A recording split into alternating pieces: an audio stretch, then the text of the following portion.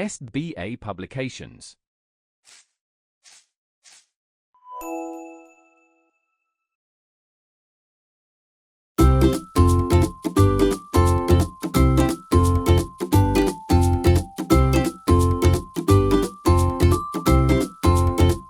नमस्कार प्यारे बच्चों, कैसे हैं आप सब।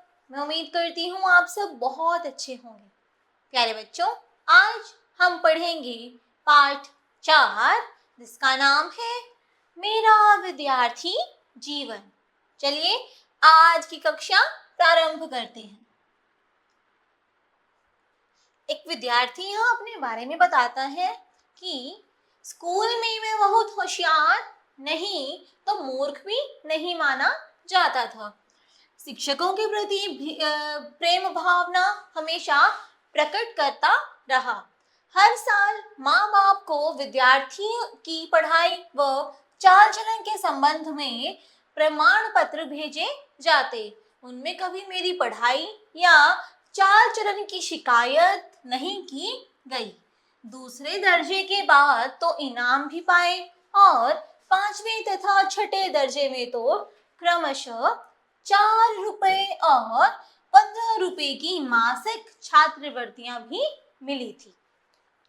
छात्रवृत्तियां मिलने में मेरी योग्यता की अपेक्षा भाग्य ने अधिक सहायता की।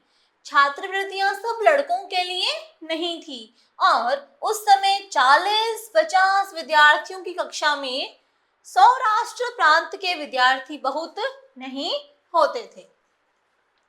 अपनी तरह से तो मुझे यह याद आता है कि मैं अपने को बहुत योग्य नहीं समझता था। इनाम अथवा छात्रवृत्ति मिलती तो मुझे आश्चर्य होता, परंतु हाँ, अपने आचरण का मुझे बड़ा बड़ा ख्याल रहता था। सदाचार में यदि चूक होती तो मुझे रोना आ जाता था।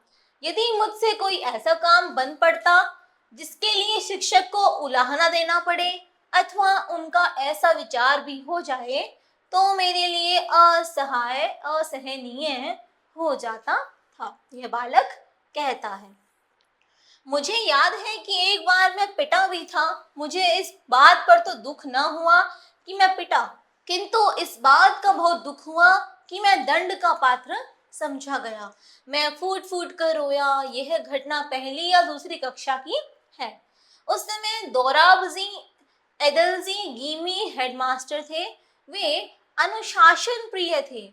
वे अनुशासन के नियमों का पालन करवाते, विधि पूर्वक काम करवाते और काम लेते तथा पढ़ाई अच्छी कराते। उन्होंने ऊंचे दर्जे के विद्यार्थियों के लिए व्यायाम, क्रिकेट आदि अनिवार्य कर दिए थे। मेरा जी खेल में नहीं लगता था। खेल अनिवार्य होने के पहले मैं व्यायाम करने, क्रिकेट या फुटबॉल खेलने कभी नहीं जाता था। अनजाने में मेरा झेपूपन भी एक कारण था। अब मैं देखता हूँ कि व्यायाम के प्रति यह अरुचि मेरी भूल थी। उस समय मेरे अंदर ऐसे गलत विचार थे कि व्यायाम का शिक्षा के साथ तो कोई संबंध ही नहीं है। पीछे जाकर मैंने जाना कि व्यायाम भी उतना ही महत्वपूर्ण है जितनी शिक्षा। फिर भी मुझे कहना चाहिए कि कसरत में न जाने से मुझे कोई नुकसान न हुआ। इसका कारण है कि पुस्तकों से मैंने पढ़ा था कि खुली हवा में घूमना अच्छा होता है। यह मुझे पसंद आया और तभी से घूमना अच्छा लगने के कारण घूमने जाने की मुझे आदत सी हो गई, जो कि अब तक आदत मुझे है। घूमना भी एक प्रकार का व्यायाम है और इस कारण मेरा शरीर थोड़ा बहुत सुगठित हो गया। अरुचि का दूसरा कारण था पिताजी की सेवा शुश्रूषा करने की तीव्र इच्छा। स्कूल बंद होते ही तुरंत घर पहुंचकर उनकी सेवा में जुट जाता। जब व्यायाम अनिवार्य कर दिया गया तब इस सेवा में विघ्न उपस्थित होने लगा। मैंने अनुरोध किया कि पिताजी की सेवा करने के लिए व्यायाम से मुक्ति मिलनी चाहिए, परंतु गिमी साहब क्यों कर मुसीबत देने लगे। एक शनिवार को सुबह का स्कूल था। शाम को 4 बजे व्यायाम में जाना था। मेरे पास घड़ी न थी। आकाश में बादल छा रहे थे, इस कारण समय का पता ही नहीं चला।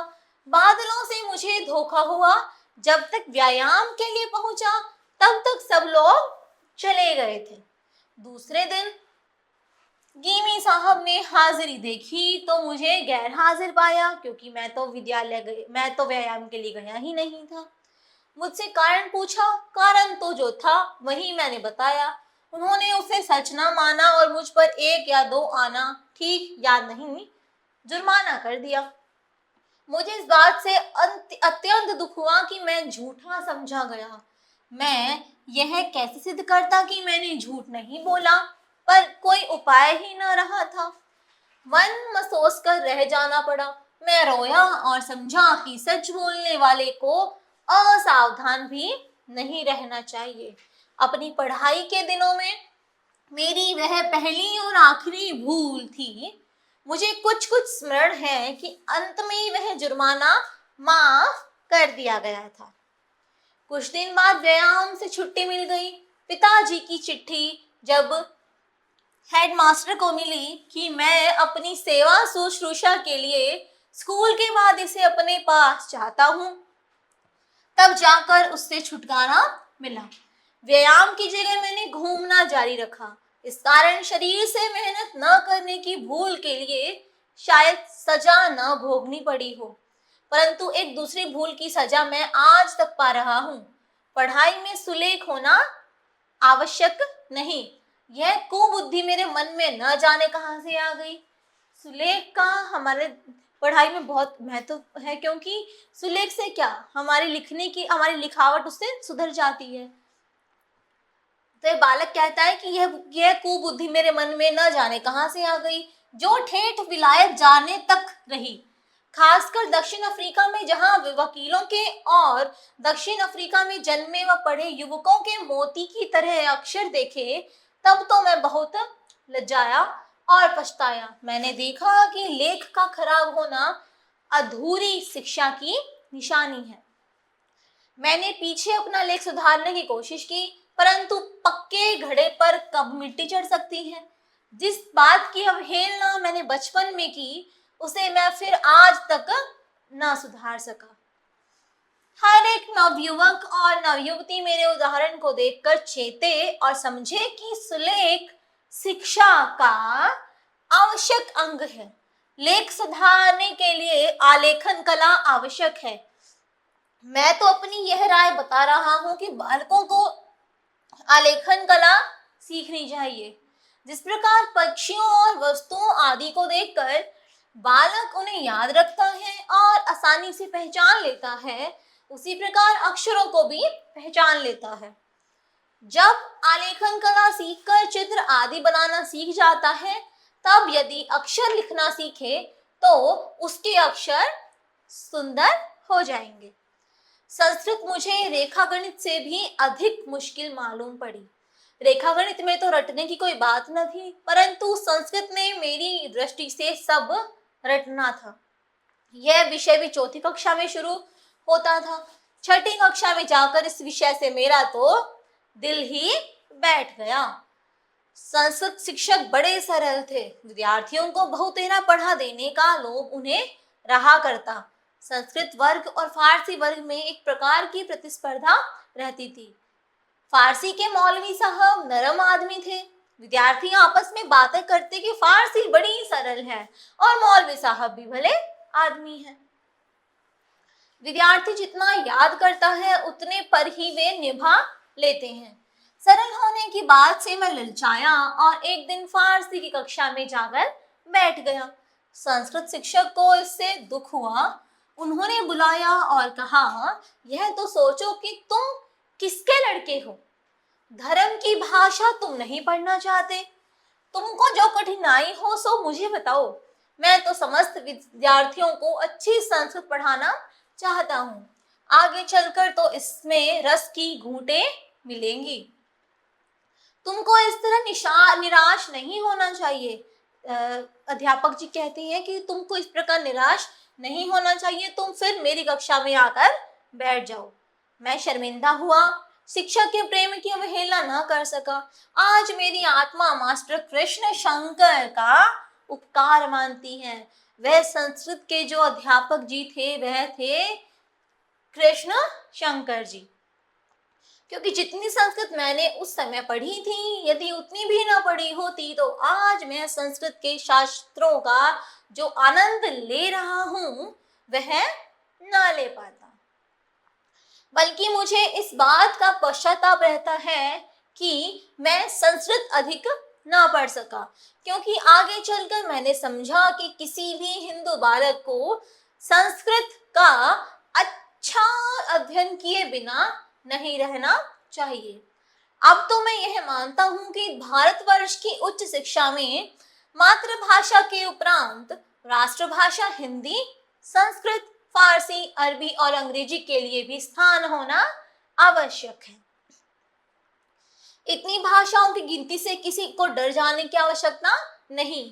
यदि विधि पूर्वक भाषाएं पढ़ाई जाएं और सब विषयों का अध्ययन अंग्रेजी के द्वारा करने का बोझ हम पर ना हो तो ये भाषाएं भार ना मालूम हो, बल्कि उनमें बड़ा आनंद आने लगे। फिर जो एक भाषा को विधि पूर्वक सीख लेता है उसे दूसरी भाषाओं का ज्ञान सुगमता से हो जाता है। सच पूछिए तो हिंदी, गुजराती तथा संस्कृत इन्हें एक ही भाषा मानना चाहिए। यही हम उर्दू, फारसी और अरबी के लिए भी कह सकते हैं। मैंने 6-7 साल की उम्र से लेकर 16 वर्ष तक विद्या अध्ययन किया, परंतु स्कूल में कहीं धर्म शिक्षा ही नहीं मिली। जो चीज शिक्षकों के पास से सहज ही मिलनी चाहिए थी वह न मिली। फिर भी वातावरण से तो कुछ न कुछ धर्म प्रेरणा मिला करती थी। यहाँ धर्म का व्यापक अर्थ लेना चाहिए। धर्म से मेरा अभिप्राय आत्मज्ञान से है। किसका ज्ञान?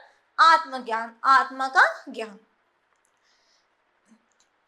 मैं इस बात का अच्छी तरह अनुभव कर रहा हूँ कि बचपन में पड़े शुभ अशुभ संस्कार बड़े गहरे हो जाते हैं, और इसलिए यह बात अब मुझे बहुत खल रही है कि लड़कपन में कितने ही अच्छे ग्रंथों का श्रवण पाठ ना हो पाया।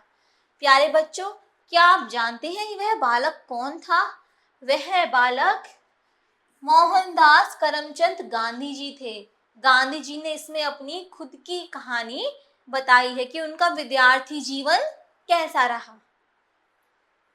आइए पढ़ते हैं शब्दार्थ।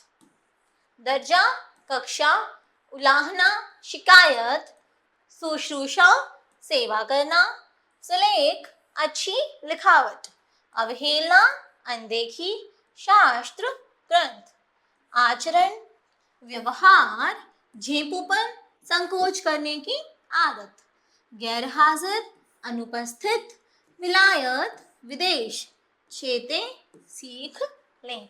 प्यारे बच्चों, आगे आपको अभ्यास कार्य दिया गया है और ये सारा अभ्यास कार्य आपका दिया गया आज का जो पाठ है इसी पर आधारित है। प्यारे बच्चों, मैं उम्मीद करूंगी आपको पढ़कर बहुत अच्छा लगा होगा और समझ भी अवश्य आया होगा। आज के लिए इतना ही। मिलते हैं अगली कक्षा में एक नए विषय के साथ। धन्यवाद।